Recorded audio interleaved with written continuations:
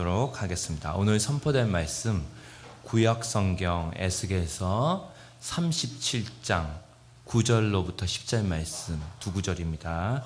에스겔서 37장 9절에서 10절 말씀 읽도록 하겠습니다.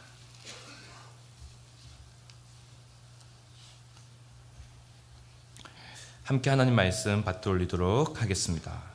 또 내게 이르시되 인자야 너는 생기를 향하여 대언하라.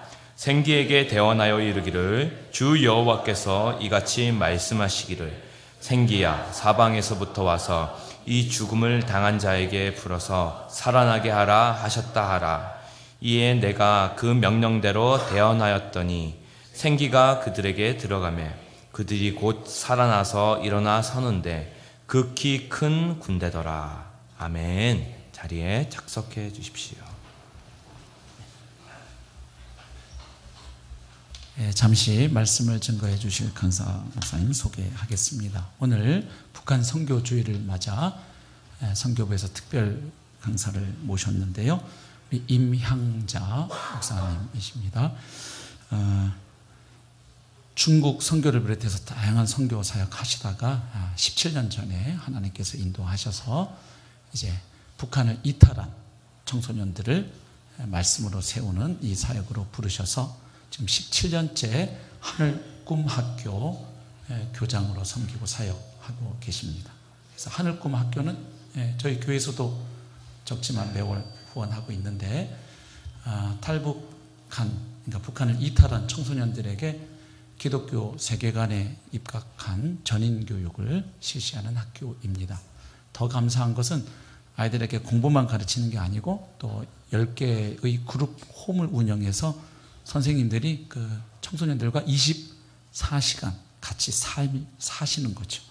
그래서 삶으로 그리스도를 나타내고 그래서 그 아이들이 주님께로 나아오도록 돕는 귀한 사역을 감당하는 학교에서 교장으로 사역을 하고 계십니다.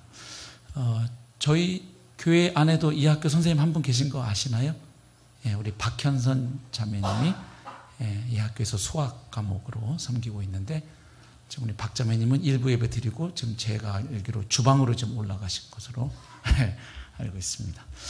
이 시간 우리 목사 안수는 감리교단에서 받으셨고요. 지금 목사님 나오실 때 우리 박수로 환영해 주시면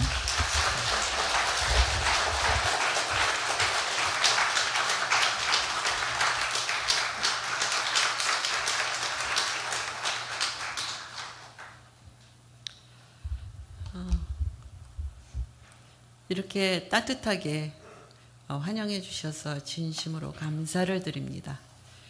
목사님하고 잠깐 얘기를 나누는 중에 우리 강서 침례교회가 정말 복음을 어떻게 삶으로 드러내며 세상 속에서 살고 있는지 성도님들의 삶을 잠깐 들었습니다. 들으면서 어떤 선교단체보다도 더 훌륭하게 사신 여러분들 앞에 서게 되니까 더 떨리고 여기 오늘 초청받게 되어서 진심으로 감사를 드리고 또 이렇게 설교를 할 수 있는 기회를 주신 우리 담임 목사님과 또 성도님들께 진심으로 감사를 드립니다. 다시 한번 인사드립니다. 하늘꿈학교 교장 임향자 목사입니다. 뽑고 할까요? 네. 사실 성도님들께는 제가 이 설교를 맡으면서 아무래도 저는 설교보다는 선교지에 있는 선교사이기 때문에 필드 얘기를 하는데 이 긴 시간 동안에 북한 이야기를 어떻게 제가 얘기할 수 있을까 많은 기도를 했습니다.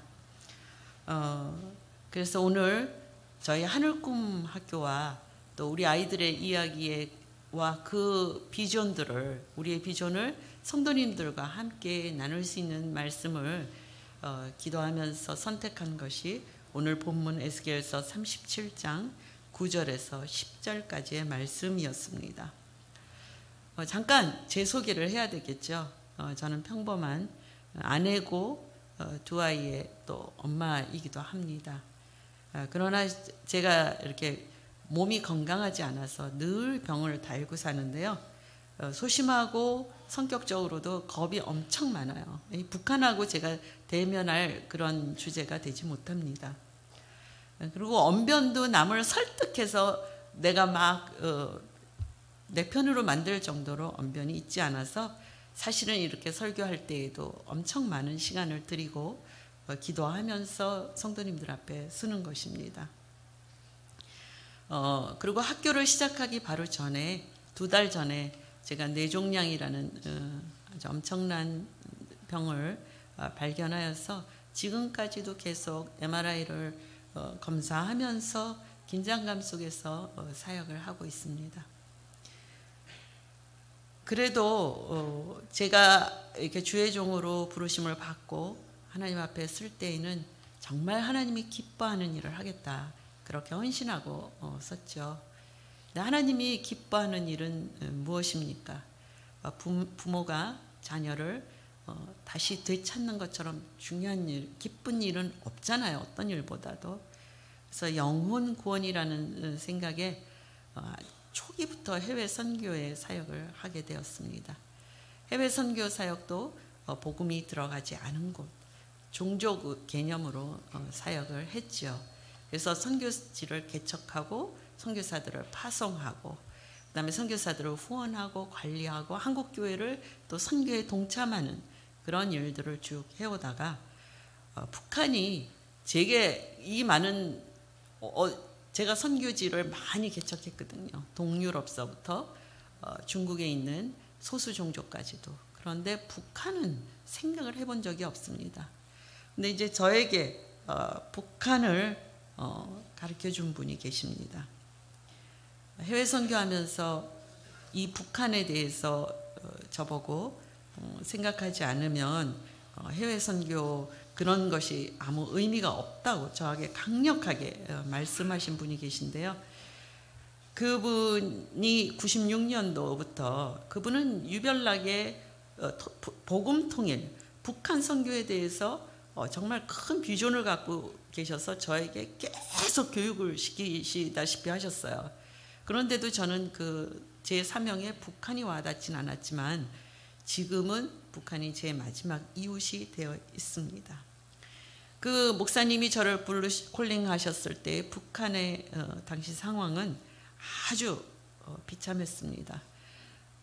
김일성이 94년에 죽고 나서부터 북한의 홍수와 기근이 계속되면서 여러분이 잘 아시는 고난의 행군이 시작이 되었습니다. 그래서 우리가 생각하지 못했던 북한 사람들이, 저는 그때 굉장히 그게 충격이었거든요.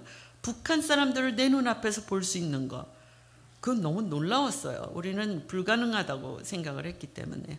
근데 그분들의 탈북해서 중국에 있는 삶은 너무 비참했습니다.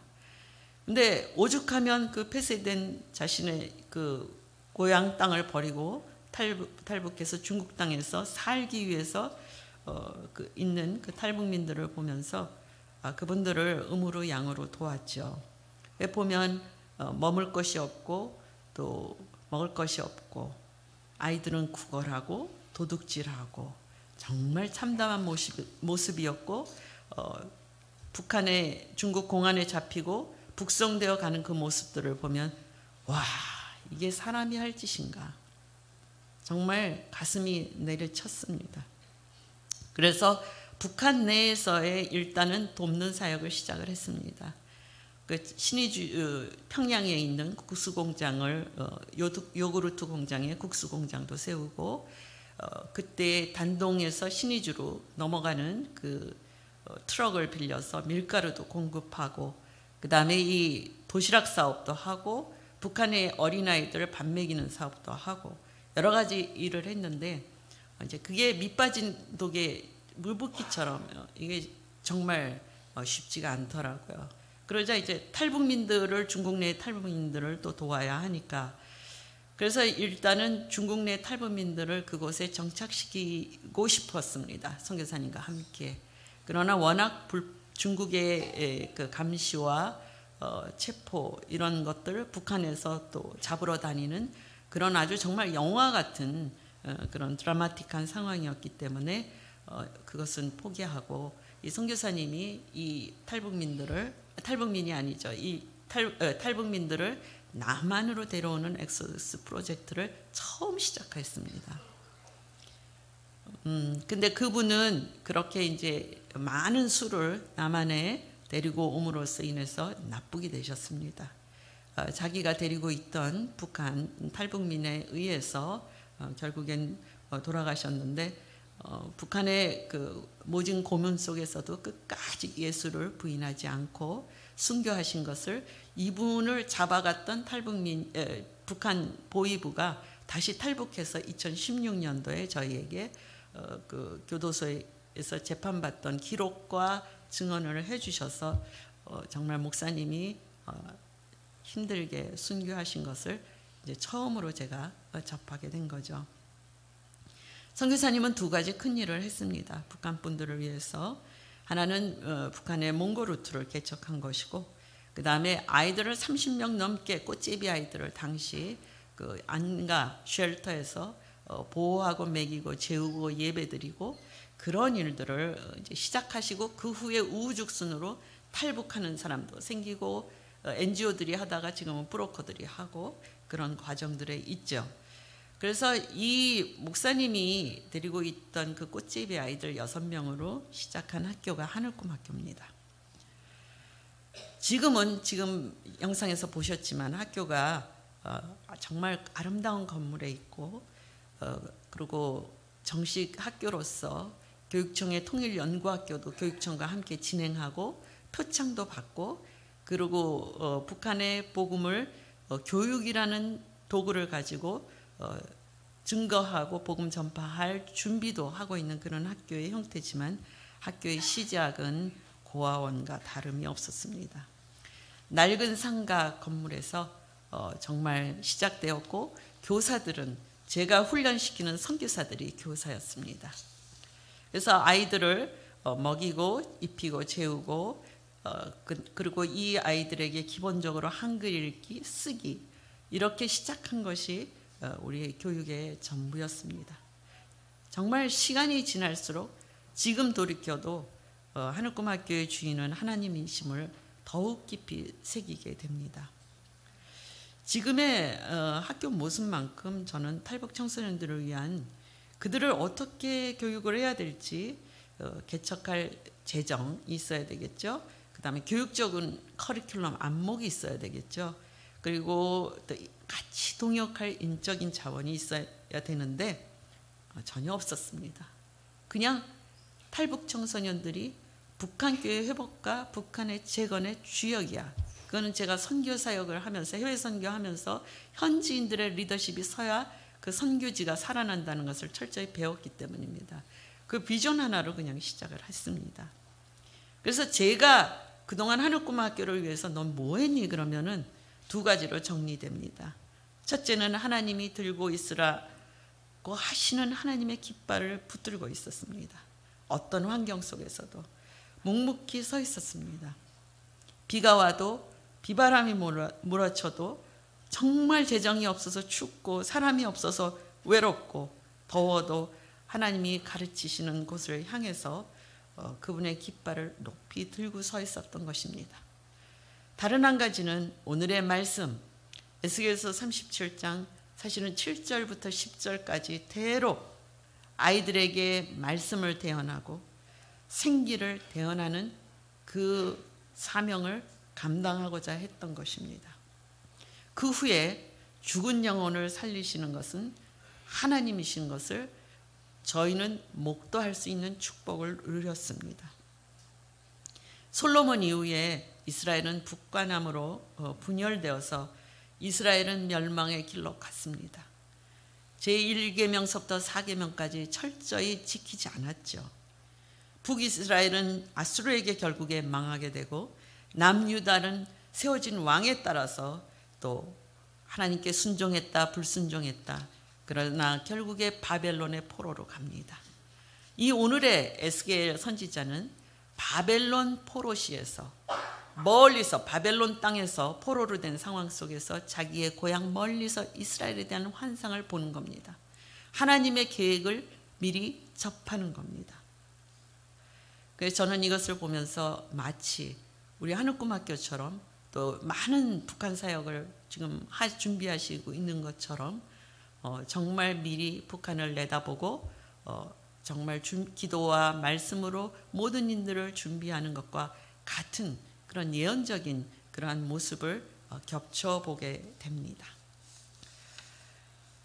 전쟁터에서 그 뼈들은 묻히지도 못한 채 아주 말라버린 뼈들이었습니다. 하나님께서 에스라엘에게 묻습니다. 이 뼈가 살겠느냐? 살겠습니까, 여러분? 어느 조각이 어느 조각인지도 모르는 다 그것도 아주 말라버린 뼈라고 이렇게 표현이 되어 있죠. 성경적으로 보면 이게 전쟁에서 패전한 군사들의 그 모습입니다. 에스겔은 대답을 합니다. 순간 저에게 물었을 때도 이거 우리가 보면 도저히 불가능해. 그러나 믿음을 가진 우리는, 하늘에 소망을 둔 우리는 주께서 아십니다. 우리를 통해서 하신 일들을. 그래서 하나님은 이렇게 주님이 아십니다라고 대답하는 에스겔에게 사명을 부여하십니다. 너는 말씀을 대언하고 뼈들이 그래서 내 말을 듣게 하고 생기에게 다 대언해서 가 사방의 생기들을 불러 모아 그 뼈들에게 들어가서 그들을 살게 해라. 그죠? 살게 하는 건 하나님이 하시는 거죠. 넌 대언만 해. 정말 마른 뼈들이 살아나서 하나님의 큰 군대 이루는 모습을 보여줍니다. 이 말씀 그대로 우리 아이들에게 적용이 됩니다. 사망을 당한 자들, 우리 북한, 우리 아이들입니다. 이제 우리 아이들 이야기를 하겠습니다. 우리 아이들은 당연히 그 나이에 부모로부터 보호를 받아야 할 시기인데 보호받지 못합니다. 북한에서는 이미 가정해체가 일어났고요. 또 그렇기 때문에 이 가정해체를 경험한 아이들, 그 아이들이 어떤지 너무 잘 알지 않습니까? 그로 인한 정서적인 상처와 결핍이 굉장히 큰 아이들입니다. 현재 70명의 학생들, 학교가 재학 중인데 거의 결손 가정의 아이들입니다. 지난 17년간 거쳐간 그 수백 명의 아이들도 같은 상황이었습니다. 엄마의 부재, 이혼, 북한 아버지들의 가부장적인 태도, 아버지의 폭력이 일상화되어 있는 북한. 여자아이들은 10살이면 살림을 저보다 더 잘합니다. 장마당에 나가서 생계를 꾸려야 합니다. 아직도 남존여비의 사상이 굉장히 북한은 뿌리 깊게 있습니다. 지금 남한 사회는 정말 일반적으로 가정해체나 가정의 폭력을 당한 아이들에 대해서 이렇게 뉴스거리만 나오고 그 아이들에 대한 트라우마에 대해서 정서적으로 여러 가지 후유증에 대해서 얘기를 하면 우리가 막 분노하고 그런 상황인데 북한은 전체가 그렇습니다. 북한 체제가 주는 그 전체의 이런 트라우마를 갖고 있는 나라가 북한입니다. 그래서 자연히 우리가 여기 와서 탈북민을 보면서 느끼는 그들이 갖고 있는 정서적인 우울증, 정서불안, 대인관계의 어려움, 또 때로는 폭력으로 나타나는 폭력성, 당연히 여기는 현상으로 생각이 되어집니다. 정말 이 북한 사회는 생존을 위해서 가정이 해체되고 아버지 폭력에 의해서 아이들이 희생이 되고 또 동시에 그 사회가 갖고 있는 감시 스트레스와 양육 강식, 철저히 계급과 공포로 다스려지는 사회이기 때문에 북한에서 사는 사람들의 최고의 그 가치의 최고의 가치는 나의 안정과 생존이 최고의 가치이기 때문에 거짓말, 약속 이런 거 필요 없어요. 생존이 더 최고예요. 이게 북한입니다.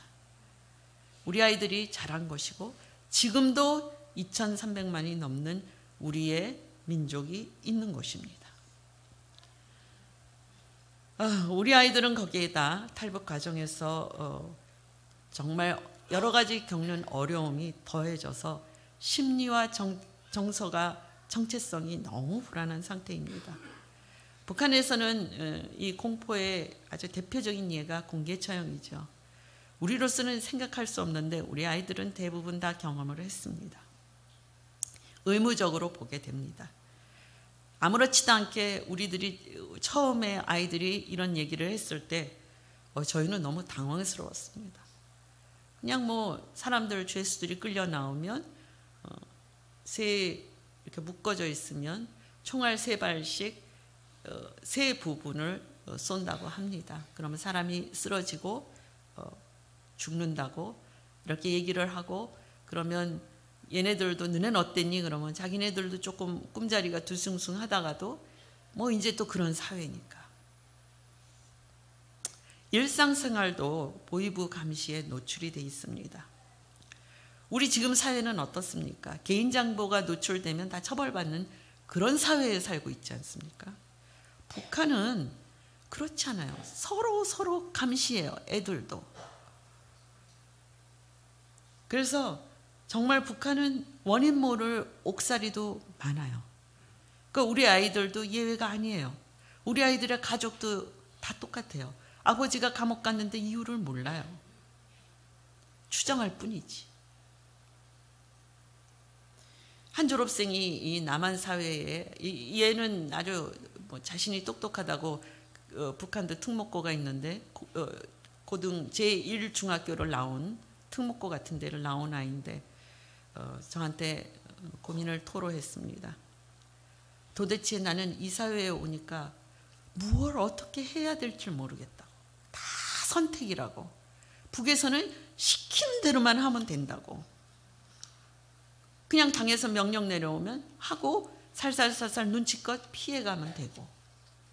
근데 여기 오니까 다 해야 되고 자기가 잘난 줄 알았는데 여기 와서 보니까 대학 공부가 너무 어렵고 힘들어서 이 아이가 2년 동안 우울증에 빠졌더라고요. 우울증에 빠져서 심한 고민 속에 있다가 늘 학교에서 듣던 예수의 이야기를 기억을 했다 그럽니다.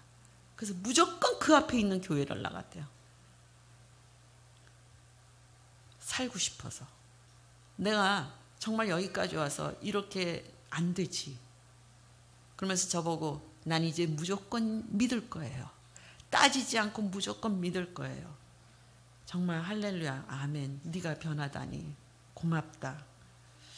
통제된 사회의 또 다른 단면은 바로 우리 학생들과 어머니의 관계에서 우리가 볼 수 있습니다. 탈북시 나를 낳아준 가장 사랑하는 어머니에게도 탈북한다는 이야기 못합니다. 왜냐하면 엄마는 정말 자신의 딸이 남한에 가면 남한 괴뢰에 의해서 정말 죽게 된다고 믿기 때문에 막을 수밖에 없습니다. 그래서 우리 학생들이 가장 보고 싶은 것이 엄마고 또 가장 미안한 사람이 엄마입니다. 대부분 우리 아이들은 중국 간다고 하거나 말 안 하고 온 것이 대부분인데 이젠 영원히 갈 수가 없어요. 저는 그러니까 연수가 다쳐서 돌아가신 어머니 생각만 해도 눈물이 나는데 이 어린 나이에 그 부모가 보고 싶은 이 아이들은 그들의 애통함은 정말 우리가 공감할 수 없을 정도로 가슴이 아팠습니다. 하나님, 어떻게 지금도 이런 일이. 북한의 교육도 많이 무너졌습니다. 붕괴라는 표현이 맞습니다. 애들이 고등인민학교 졸업했다고 오지만 정말 실력이 형편이 없습니다. 아까 말씀드린 일중을 나왔다 하는 애들도 여기에 중학교 1학년이나 정말 잘하는 애들이 고등학교 1학년 수준. 그래서 남한과의 격차가 많이 큽니다. 우리 학생들 중에는 생각보다도 더 많이 우리 한글에 대한 용어를 이해하는 것을 말은 안 하지만 자존심 때문에 어려워합니다. 못 알아듣습니다. 영어를 처음 배우는 학생들이 많고요. 또 독서를 거의 하지 않았고요. 컴퓨터 사용도 어렵습니다. 역사도 왜곡되어 있습니다. 이런 배경 속에서 10대 후반, 20대 초반의 아이들이 여기 남한 사회의 공부를 감당하자니 어떻게 심리적인 부담감이 없겠습니까? 거기에 건강도 아주 나쁩니다. 북한이 보통 갖고 있는 것은 폐결핵, B형 간염, 위장병, 이것이 보편적으로 갖고 있는 질병들입니다. 그러나 우리 아이들의 특징은 북한 사람들은 다 그래요. 자존심이 엄청 세요. 주체사상이 아닙니까? 독립심도 강합니다. 누구도 믿지 못하기 때문이에요. 이런 성향 때문에 북에서 체득된 나쁜 삶의 태도가 쉽게 변하지 않습니다. 물론 아이들은 북에서 복음을 들어본 적도 없어요. 북에서 기독교, 복음, 성경, 그거는 정치범 수용소 깊은 곳, 죽음과 직결되는 것이기 때문입니다. 어떻게 그러면 이렇게 정말 모든 것이 차단되어 있는 이 아이들에게 복음을 전하지? 이것이 하늘꿈학교의 유일한 교육의 목표였습니다. 전인적인 회복, 방법을 모르고 헤맬 때 하나님이 주신 말씀입니다. 하나님, 이 아이들이 될 것 같지 않아요. 살 것 같지 않아요. 복음을 받아들일 것 같지 않아요. 예배 보면 저한테 오히려 크게 보이지 않는 하나님을 어떻게 믿느냐고 큰 소리치는 그 아이들을 접하면서 그때 주신 말씀입니다. 저는 제가 이제 답답하니까 한국 근대사와 교회의 관계를 쭉 보면서도 거기서 희망을 가집니다. 한국의 근대 교육도 선교사들에 의해서 시작되었죠. 130년쯤 전에. 그 당시 이모군란과 갑신정변을 이 조선은 겪으면서 수구파와 개화파로 치열하게 대립되어 있는 불안정한 사회였습니다. 우리 지금처럼 이렇게 대립이 되어 있는 그런 상황이었던 것 같습니다. 가난하고 무지한 조선의 선교사들은 정말 이렇게 학교를 통해서 복음을 전하고자 했는데 아무도 오지 않았어요. 양반의 자제들도 영어 배울까 출세할까 잠깐 왔다가 안 오니까 결국에는 거지에 굶어 죽어가는 애들을 데려다가 교육시켰어요. 그래서 그들이 근대교육의 리더가 돼서 이화학당, 배제학당, 진명여학교 등등, 그 다음에 조선의 복음화의 주역들이 되었습니다. 역사는 반복된다고 저는 봅니다. 비록 이렇게 많은 결핍이 있다 할지라도 우리 아이들이 장차 자신의 고향에 재건과 복음 통일의 주역으로 있다는 그 확신을 이런 많은 과거의 믿음의 선진들을 그 삶을 통해서 저는 확신합니다. 그러면 하늘꿈학교의 이 프로그램들은 정말 어떻게 하면 이 아이들에게 복음의 길을 놓을까에 모두 집중이 되어 있는데요. 그룹홈도 그 중에 하나입니다. 좌충우돌 갈등도 있고 힘든 점도 선생도 있고 애들도 힘들 거예요. 문화가 충돌이 되니까. 그래도 최대한 이 아이들에게 가정을 만들어주고 싶었습니다. 그래서 교사들이 애를 씁니다. 정말 비 오면 우산도 들고 가고 그냥 핸드폰을 잡고 있는 애들을 깨우기도 하고 뺏기도 하고 싸워가면서, 그리고 삶의 태도들도 가르치고, 이렇게 하다 보면 아이들이 선생님들이 자신들을 사랑하는 진심을 알게 되면 마음을 열게 되고 신뢰를 쌓게 되고 선생님이 믿는 하나님에 대해서 궁금해합니다. 정말 우리에게는 이렇게 노력하면은 많은 믿음의 역사들이 일어나는 것이 수없이 많았어요. 그리고 이런 믿음의 열매인 졸업생들의 수많은 이야기가 있습니다. 한 학생 이야기만 하겠습니다. 이 학생은 김정일이 죽었을 때 아주 너무나 많은 눈물을 흘린 학생이에요.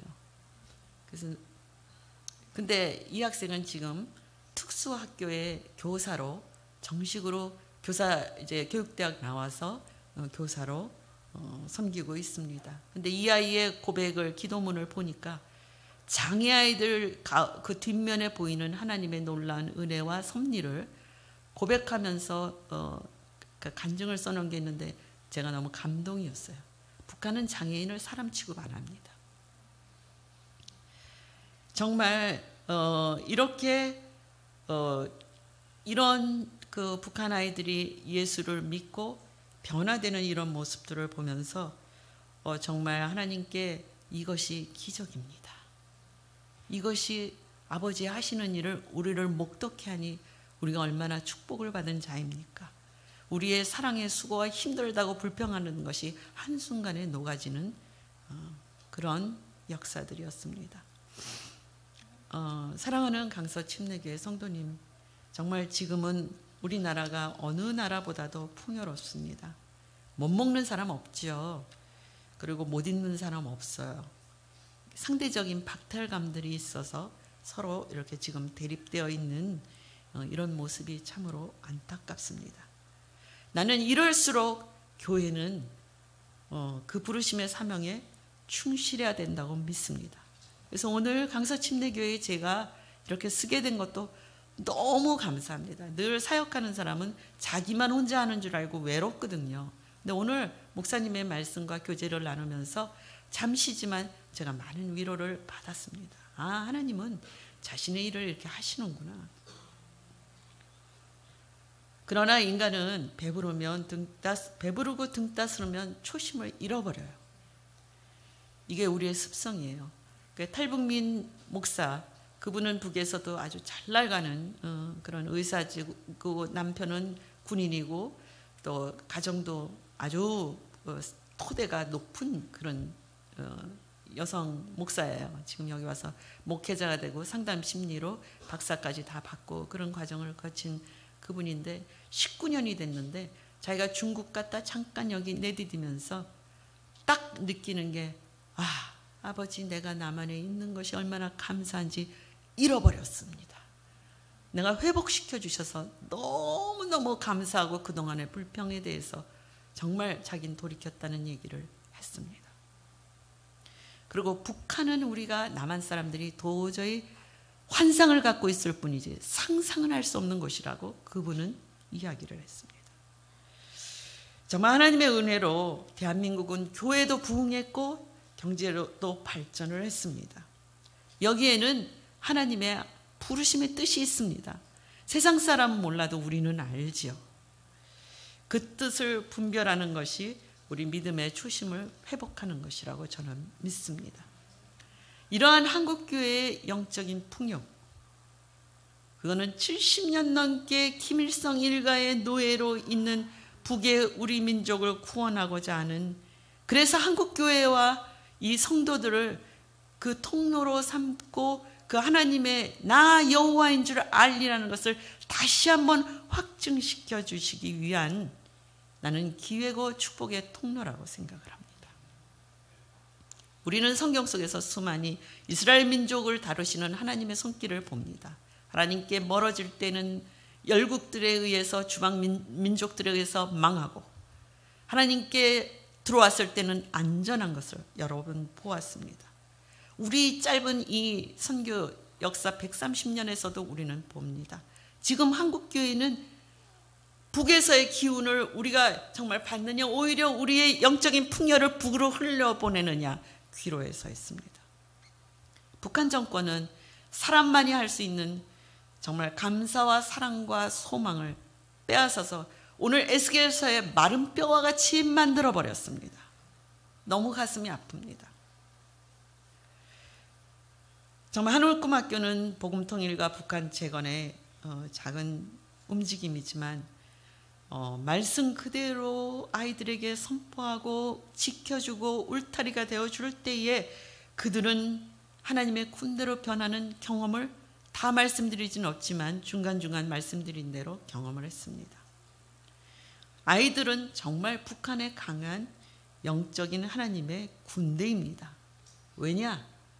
우리 탈북 이 아이들은 북한과 뗄래야 뗄 수가 없습니다. 자기의 가족이 있고 자기의 친구가 있고 자기의 고향이며, 그래서 우리 아이들은 자기의 그 고향의 흙냄새도 정말 그리워하는 그 모습들이 역력합니다.